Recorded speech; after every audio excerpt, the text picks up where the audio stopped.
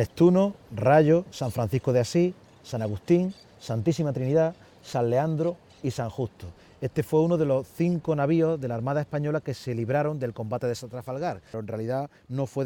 su papel no fue de los más destacados en Trafalgar, pero fundamentalmente por eso, ¿no? Las condiciones del viento y la forma en la que se ven alineados los buques españoles que habían puesto la proa mirando para Cádiz, tardaron muchísimo en poder dar la vuelta y poder maniobrar.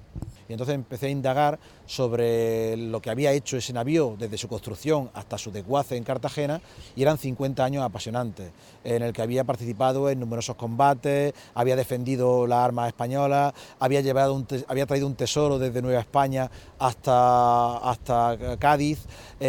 había participado en la defensa de Cádiz, había participado en un montón de acontecimientos importantes de la historia naval, y por tanto me servía como hilo conductor para de alguna manera contar también la historia de España entre finales del siglo XVIII y las primeras décadas del siglo XIX, porque me parece una parte muy trascendental de la historia, y creí que ese personaje, el navío San Justo, podía ser un elemento que dirigiera esa historia. Sebastián Martínez, un comerciante gaditano, un cuadro maravilloso que se encuentra actualmente en el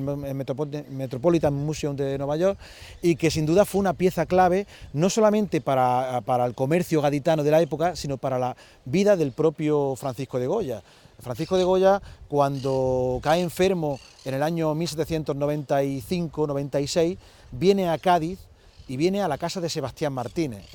¿Por qué viene a Cádiz y por qué viene a su casa? ¿Dónde? Estaba en la calle San José, entonces, en lo bajo de la calle San José. ¿Por qué viene a Cádiz? Porque en Cádiz existían los mejores médicos que había en todo el Imperio Español, porque precisamente la Armada tenía esos mejores médicos que estaban aquí en Cádiz. Por tanto, gracias a Sebastián Martínez, gracias a Cádiz, Francisco de Goya pudo continuar con esa segunda fase de su